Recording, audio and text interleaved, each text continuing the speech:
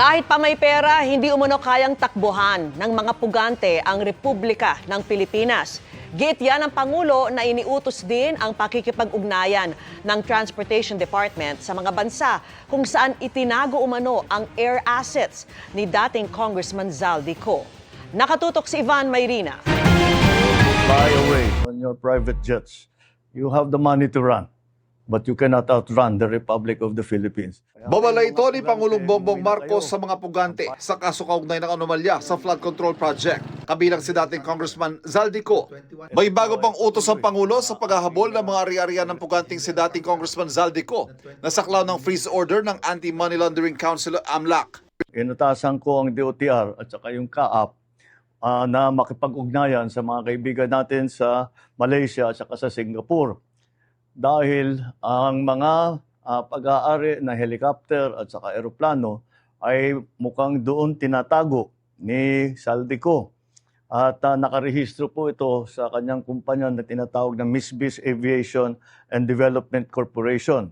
Nauna nang sinabi ng abogado ni Ko na si Attorney Roy Rondain sa kumpanya at hindi personal na pag-aari ni Ko ang air assets. Pero paninindigan ng Pangulo, anumang galaw at disposisyon sa mga ito ay bawal. Hindi pwedeng gamitin ang mga ari-arian na galing sa kaban ng bayan na tinakaw ninyo para tumakas o umiwas sa batas. You cannot steal from Filipino people and expect to hide or fly away on your private jets. Nakalimang video na ng mga akusasyon si Zaldico laban sa Pangulo at kanyang pamilya. Sa pinakahuli, idinawit na niya si First Lady Liza Araneta Marcos pati sa smuggling ng bigas at sibuyas. Bagay na tinawag na kasinungalingan ni Agriculture Secretary Francisco Chu Laurel.